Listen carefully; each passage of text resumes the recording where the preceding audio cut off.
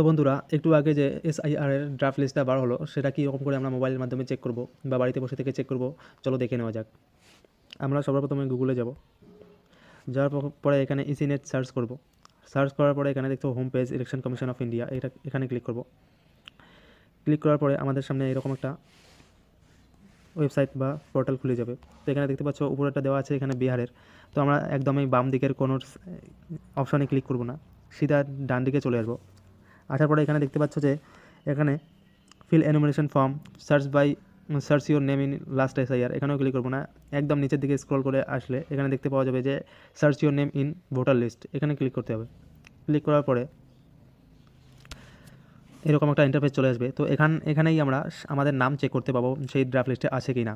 তো এখানে তিনটা অপশন দিয়েছে চেক করার জন্য। মোবাইল নাম্বার দিয়ে চেক করা যাবে, ডিটেলস দিয়ে চেক করা যাবে এবং ইপিক নাম্বার দিয়ে চেক করা যাবে।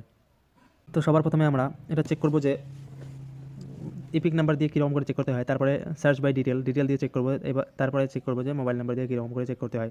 তো সবার প্রথমে আমরা ইপিক নাম্বার দিয়ে চেক করতেছি। এর জন্য সবার প্রথমে এখানে সিলেক্ট ল্যাঙ্গুয়েজ আছে, এখানে ক্লিক করতে হবে। আমরা সিম্পলি বাংলায় ক্লিক করে নিচ্ছি। এরপরে এখানে ইপিক নাম্বার চাইতেছে, তো ইপিক নাম্বারটা এখানে দিয়ে দিলাম।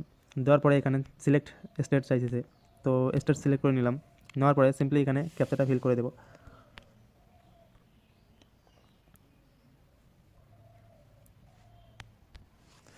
এটা করার পরে সার্চ অপশানে ক্লিক করার পরে সার্চিং নিচে, তো এখানে যদি তোমার নাম শো করায় তাহলে তোমরা বুঝবে, এখানে যদি তোমার এরকম নাম শো করায় তাহলে তোমরা বুঝবে যে তোমাদের নাম সেই ড্রাফট লিস্টের মধ্যে আছে, এবং যদি এখানে শো না করায় তাহলে বুঝবে যে তোমাদের সেই ড্রাফট লিস্টে তোমাদের নাম নেই।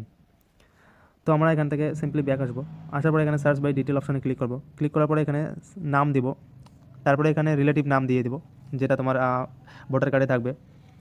তারপরে এখানে ডেট অফ বার্থটা দিব, আর এখানে টোটাল ডেট অফ বার্থ হিসেবে কত বয়স হয় সেটা দিয়ে দেবো। দেওয়ার পরে এখানে পুরো মেল না ফিমেল এটা সিলেক্ট করব। করার পরে এখানে ডিস্ট্রিক্ট সিলেক্ট করতে হবে। ডিস্ট্রিক্ট সিলেক্ট করার পরে এখানে ইয়োর অ্যাসেম্বলি নেম বা বিধানসভার নাম এখানে সিলেক্ট করতে হবে। করে এটা ক্যাপচা ফিল আপ করে দিলে সেম সেই ডিটেলটা বেরিয়ে আসবে, এবং মোবাইল নাম্বার দিয়ে ঠিক একই রকম এখানে মোবাইল নাম্বার আর ক্যাপচাটা বসে দিলে, আর এখানে স্টেট সিলেক্ট করতে হবে, এবং এখানে ল্যাঙ্গুয়েজ বাংলা করে নিলাম মনে করো।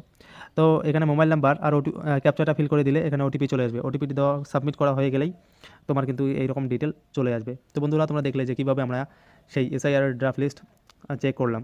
তো ভিডিওটা যদি ভালো লাগে তাহলে একটা লাইক করে দিও।